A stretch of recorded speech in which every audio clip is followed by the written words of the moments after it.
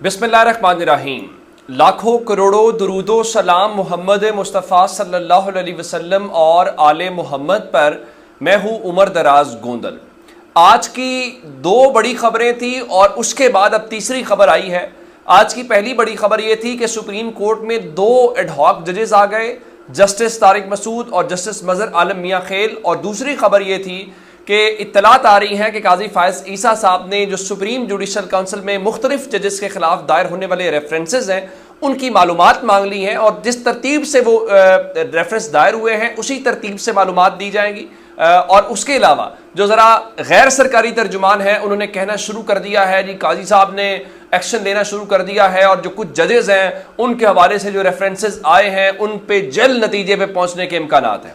कौन से मैं आपको बता देता हूँ। उसमें जनाब एक तो जस्टिस मोहसिन अख्तर कियानी हैं, जस्टिस तारिक जहांगीरी हैं, जस्टिस अरबाब ताहिर हैं, जस्टिस बाबर सत्तार हैं। ये तो इस्लामाबाद हाई कोर्ट के जजेस हैं, लेकिन एक और भी जज हैं और वो सुप्रीम कोर्ट के अंदर अभी हाल ही में तैनात हुए। उन्हें लाहौर हाई कोर्ट से एलिवेट किया गया।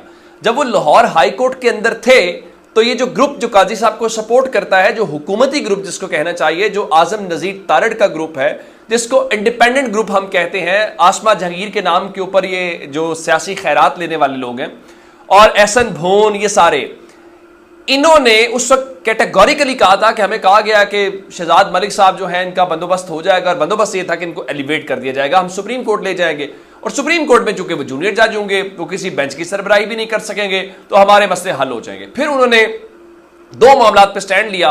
पहला स्टैंड ये था कि जो यहाँ पे ट्राइब्यूनल के जजेस अपॉइंट हुए, 8 ट्राइब्यूनल्स पंजाब के अंदर उन्होंने बनाए और इलेक्शन कमीशन ने कहा जी हमने ये, कहा नहीं वही 8 जजेस होंगे, इसके अलावा कोई और मसला नहीं है।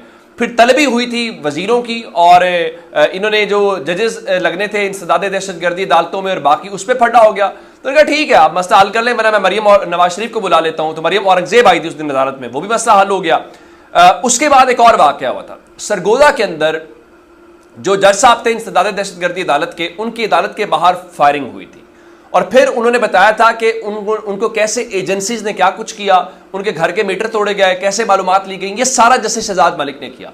और जस्टिस शहजाद मलिक के खिलाफ भी सुप्रीम कोर्ट में एक रेफरेंस दायर किया गया और रेफरेंस ये दायर किया गया कि उनकी बेटी जो है उन्होंने एक शहरी का गाड़ी के नीचे देके कत्ल किया या उनकी जान ली। तो जस्टिस शहजाद मलिक जो है उन्होंने अपने ओहदे का इस्तेमाल करते हुए रुकावटें डाली और इंसाफ की राह में रुकावट डाली गई। अच्छा, आप हैरान इस बात के ऊपर होंगे 2022 का आज से 2 साल पहले का एक केस है जिसमें पुलिस पहले ये बताती है कि उन्हें ड्राइवर का नहीं पता। यानी उस वक्त एक तो ये वाकया यहाँ का नहीं है और ये वाकया इस्लामाबाद का है। अगर ये वाकया इस्लामाबाद का है तो लाहौर हाई कोर्ट का जज जिसकी डोमेन पंजाब की है और वो उस वक्त चीफ जस्टिस भी नहीं था, तो वो जज इस्लामाबाद के अंदर इंसाफ की राह में रुकावट कैसे डाल सकता है? एक सवाल। दूसरा, 2022 में कोई घोस्ट ड्राइवर था, यानी कोई नामालूम ड्राइवर था, लेकिन उसके बाद जस्टिस शहजाद मलिक साहब ने कुछ ऐसे फैसले किए, कुछ ऐसी चीजें की जिससे जाहिर है जो ताकतवर हल्के हैं उनको बुरा लगा, उनको नागवार गुजरा।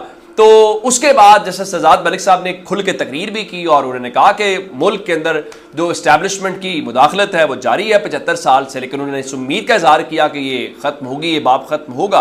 तो अब पता ये चला कि 2022 के अंदर जो जिस मुकदमे में घोस्ट ड्राइवर था, नामालूम ड्राइवर था, तो उन्होंने चंद रोज पहले जो पुलिस है उसने इस सिलसिले में अदालत को बताया नहीं जनाब, हमें ना 2 साल के बाद कुछ नई फुटेजेस मिली हैं और नई फुटेजेस में हमने ये देखा है कि खातून जो है वो लैंड क्रूजर को चला रही थी। बिल्कुल ठीक है, अगर वो खातून लैंड क्रूजर को चला रही थी तो वो खातून कौन थी? तो अब जाके पता चला है कि उनका नाम शानजे मलिक है और वो जस्टिस शहजाद मलिक साहब की साहबजादी हैं। और ये जो वाकया है ये वहां पे इस्लामाबाद के अंदर जो शकील तनोली नामी एक शहरी था वो जाम बहक हुआ, जिसको लेके फिर हमने लाहौर हाईकोर्ट में प्रेस कॉन्फ्रेंस देखी, फिर इस्लामाबाद में देखी, फिर हमने डी चौक के अंदर जस्टिस शहजाद मलिक के पुतले जलाते हुए लोगों को देखा, फिर डी चौक से वो लोग सुप्रीम कोर्ट जाना चाहते थे और ये अचानक उसी वक्त एक्टिव हुए। पहले आपने 2 साल देखा होगा जब शहजाद मलिक साहब ने कुछ ऐसे फैसले किए जो ताकतवरों को जरा परेशान किया। तो अब जो शानजे मलिक साहबा का इंकशाफ हुआ कि जनाब देखें वो तो गाड़ी वो चला रही थी, तो जब गाड़ी वो चला रही थी तो आज जज सामिर फारूक साहब की जो अदालत है उनके सामने ये केस लगे हुए थे और अब इस सारे मामले को देखते हुए जो इस्लामाबाद के जुडिशल मैजिस्ट्रेट हैं सुहेब बिलाल रांझा साहब, उन्होंने सुप्रीम कोर्ट के सीनियर तो नहीं कहना चाहिए लेकिन सिटिंग जज जस्टिस शहजाद मलिक साहब की साहबजादी शानज़े मलिक के वारंट गिरफ्तारी जारी कर दिए हैं। यानी अब जिस शहर में रऊफ हसन साहब के ऊपर हमला होता है और हमें बताया जाता है कि ख्वाजा सरा थे और ख्वाजा सराओं का चूंकि मेकअप चेहरे के ऊपर ज़रा ज़्यादा था तो वो ना सीसीटीवी कैमरे हमारे शनाख्त नहीं कर रहे, उस शहर के अंदर 2 साल पुरानी फुटेजेस आ जाती हैं और पता चलता है कि नहीं ये तो खातून ड्राइवर थी।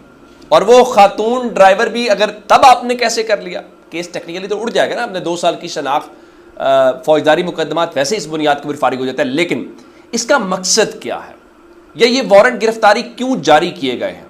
इसका मकसद बड़ा वाज़ेह है, जजेस के ऊपर दबाव डालना, जजेस की फैमिलीज़ को मलाइन करना और उनको ये एहसास दिलाना कि हम किसी भी हद तक जाएंगे।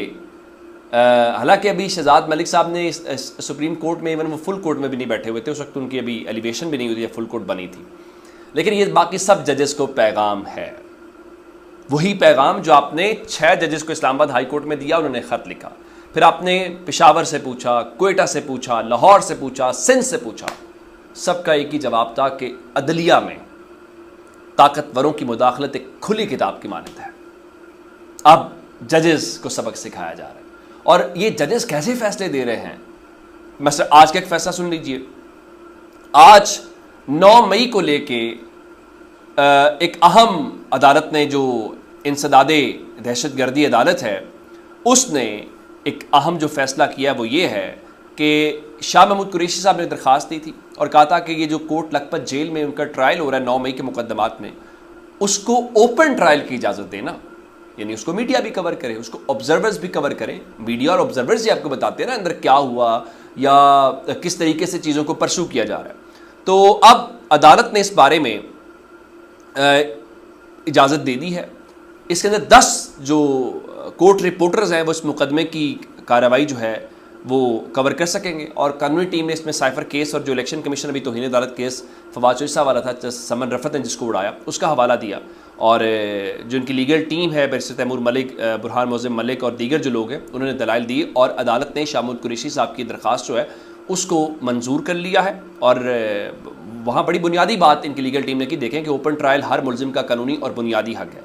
अब 9 मई का ओपन ट्रायल हो और 9 मई के बाद रिमांड इमरान खान का दिया जाए, अदालत उसको कलअदम करार दे दे और फिर अदालत ये साथ लिखे कि खुद ही चूँकि पुलिस उसके अंदर मुद्दई है, मुद्दइयों के स्टेटमेंट्स के अलावा कुछ इनके पल्ले नहीं है, फिर जजेस तो कबूल नहीं है, फिर जजेस तो प्रॉब्लमेटिक हैं।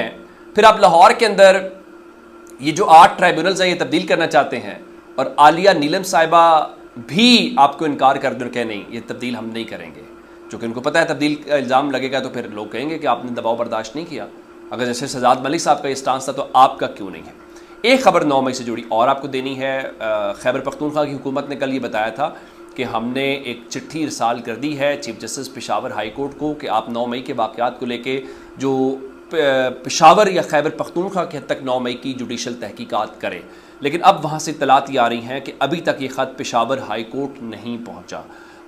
कैसे नहीं पहुँचा, कैसे नहीं पहुँच सकता, ये भी एक दिलचस्प पहलू है। इसके मुतालिक भी इत्तलात आनी चाहिए और पता चलना चाहिए। एक डेवलपमेंट और है, पाकिस्तान तहरीक इंसाफ ने जलसे की इजाज़त मांगी तो जलसे की जो इजाज़त है वो नहीं दी गई और जलसे की इजाज़त ना देना तो खैर इतनी बड़ी ख़बर नहीं है, लेकिन उसकी वजूहात जो है जिसमें बताया गया इस्लामाबाद में 60 से ज़ायद सफारत खाने हैं, आलमी इदारों के दफातर हैं, डिप्लोमेट्स और जो फॉरनर्स हैं वो मुख्तलिफ सेक्टर्स में रहते हैं, वो नकलो हरकत करते हैं, तो अगर शहर में एहतजाज और रैलियाँ होंगी तो गैर मुल्कियों की जो नकलो हरकत है वो भी मुतासर होगी।